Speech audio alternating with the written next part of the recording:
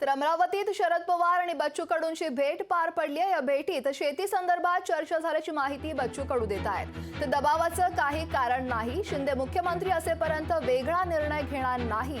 शिंदे मुख्यमंत्री नसतील तेव्हा विचार करू असं देखील बच्चू कडूंनी म्हटलंय।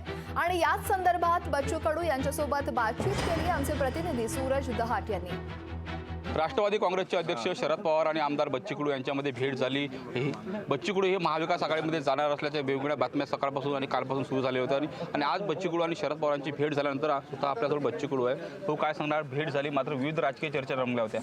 काय त्या चर्चा रंगण्याला काही अर्थ नाही आहे। आमची भेट हे अतिशय मर्यादित होती आणि ते मदतीच्या संदर्भात होती। जे मदत होती त्यांचे जाणीव म्हणून आम्ही त्यांना इथं आमंत्रित केलं, ते आले। त्यांचं मोठेपणा आहे, मला वाटतं याच्या व्यतिरिक्त काही त्याच्यात नव्हतं आणि असलं तर सांगायचं काही कारण नाही ना। का बरं सांगायचं मी तुम्हाला?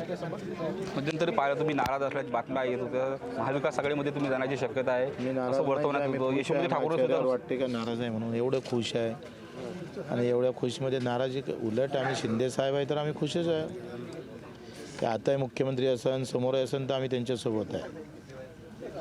आणि ते दिव्यांग मंत्रालय दिलं म्हणून ते जर कदाचित नाही झालं असतं तर मग एखादा निर्णय घेतला असता काही वेगळा।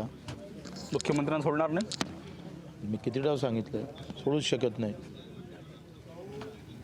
मध्यंतरी शरद पवारांनी तुम्हाला असं म्हटलं होतं गल्ली बोळ्यातल्या नेत्यांना मी ओळखत नाही, कोण बच्चू कडू असा सवाल उपस्थित केला होता। त्याला आता काय इतक्या चांगल्या विषय आहेत, मला वाटते लग्नात तेरवीच्या गोष्टी केल्यासारखं होईल। हे होते आमदार बच्चू कडू। सूरज दहाट, लोकशाही न्यूज मराठी। लोकशाही मराठी ऐका, पहा, जागरूक रहा।